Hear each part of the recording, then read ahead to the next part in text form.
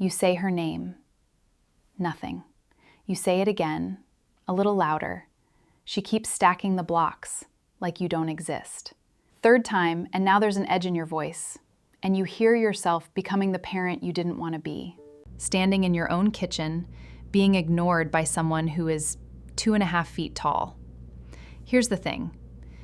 She probably didn't hear you. Chose not to. Didn't.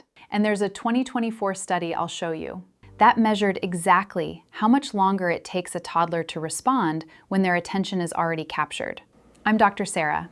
We go past what your child does into what they actually feel. If you feel invisible in your own house, subscribe, because this isn't defiance. It's a filter that hasn't been installed yet. Let me show you what's actually going on in there. Adults are very good at something we never think about, hearing our own name through noise. You can be deep in a conversation at a loud restaurant and still catch someone across the room saying, "Sarah."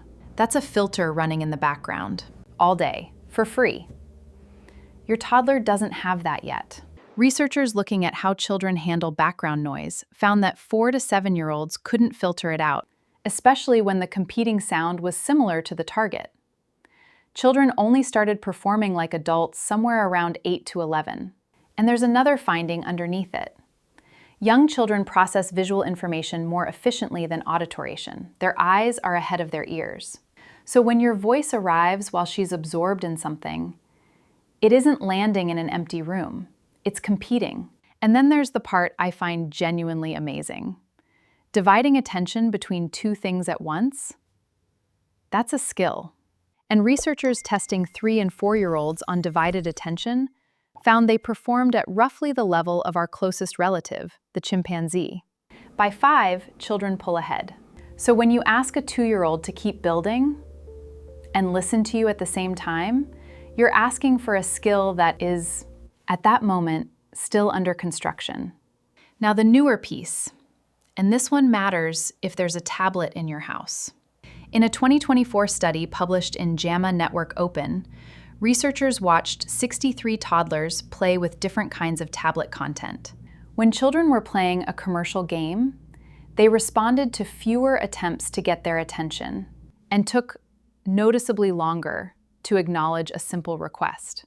Not because screens are evil, because that content is engineered to hold attention completely, and a toddler's brain has almost no mechanism for pulling itself back out. Which brings us to what actually works. I call this connect before direct. 4 steps, and the first one is a rule about your feet. 1, never instruct from another room. Your voice arriving from somewhere she can't see is the weakest possible signal. It's just more sound. Walk in, every single time. Yes, that's the annoying part, and yes, it's the part that works. 2, get in her visual field and wait for the look. Come down to her level, close, where she can see your face. Then wait. Don't start talking yet. Her eyes are ahead of her ears. So the eyes are the door. Research on attention following in young children found that a spoken cue alone often did very little, while pairing it with something visible worked far better. 3, 1 instruction. Short, positive, not, "We need to get going, can you get your shoes and don't forget your jacket?" Just, "Shoes on." Adults hear a list. Toddlers hear the last 2 words, if that, and make it the thing you want, not the thing you don't. Walking feet instead of don't run. A toddler brain has to build the picture of running before it can process the don't. So you've just described running. 4, give her 5 seconds to arrive. This is the step everyone skips. Between hearing you and acting, a toddler has to disengage from what she was doing, load your instruction, and start a new plan. That's slow work with a brain this young. Most of us repeat ourselves in about 2 seconds, which resets the whole process. Say it once, then count to 5 in your head. And what to skip? Repeating the same words louder. Volume doesn't cross the gap. Connection does. And skip the running commentary while she's deep in play. You'll spend your voice on nothing and have none left when it matters. Your toddler can't pull herself out of that world on her own yet.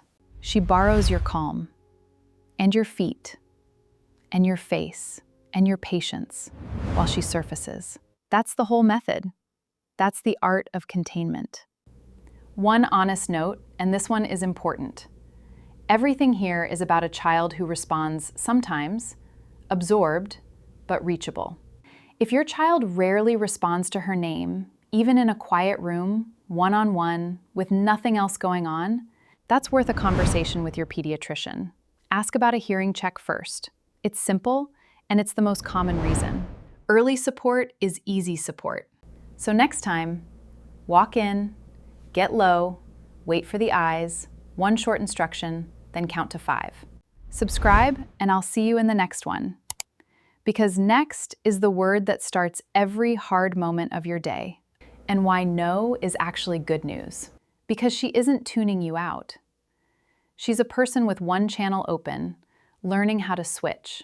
And every time you walk in, instead of shouting, you're teaching her what being listened to feels like.